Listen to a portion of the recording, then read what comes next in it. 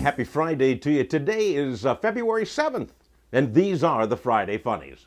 Well, as we look back on the first full week of February, we have cause to wonder if the cold weather has had anything to do with the wacky stories surrounding us. First of all, we started off with Groundhog Day, when Punxsutawney Phil predicted 6 more weeks of winter.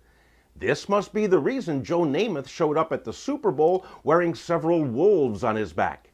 Meanwhile, in Sochi, Russia, the Olympic Games have begun and the world is watching on TV because nobody wants to go to Sochi. Between the brown water, the duplex toilets, and the wild dogs, Sochi is not putting its best foot forward. Or, even more disturbing, it is. And CVS drugstores announced this week that they will quit selling cigarettes in an effort to promote good health. They will, however, continue to sell Doritos, pork rinds, and sugar-infused soft drinks. Thanks, CVS, for keeping us healthy.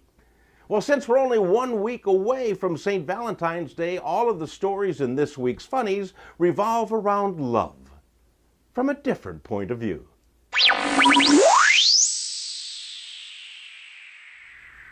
Authorities in China, Maine answered a report of screaming coming from a home and suspected a case of domestic violence. When they showed up at the house, however, they discovered that the screaming was coming from a male pig who was put in a pen with 5 female pigs in heat and was copulating with them all.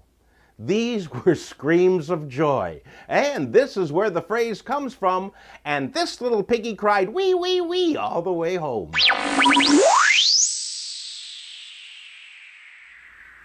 Julie Evans and her husband James live in Cinderford, England, and they got into a bit of a row this week. Julie started it by pouring water on her husband while he slept on the sofa because he wouldn't help with the chores.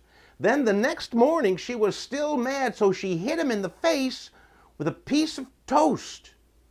Ouch! When he walked away, she grabbed a handful of butter and smeared that on his face, and this is when the fight began.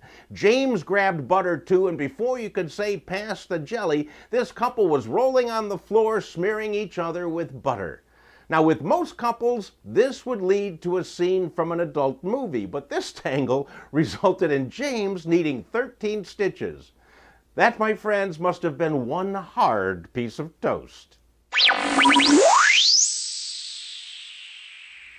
According to a recent poll conducted by Harris Interactive, Americans were asked what they couldn't live without. Number 1 on the list was food, followed by a car, internet access, cell phones, laptops, and TV. Towards the bottom of the list was sex. So if we can believe this report, the best way to please your sweetheart on Valentine's Day is to bring them a sandwich in the car while they check their smartphones. If you want to have sex, text them first.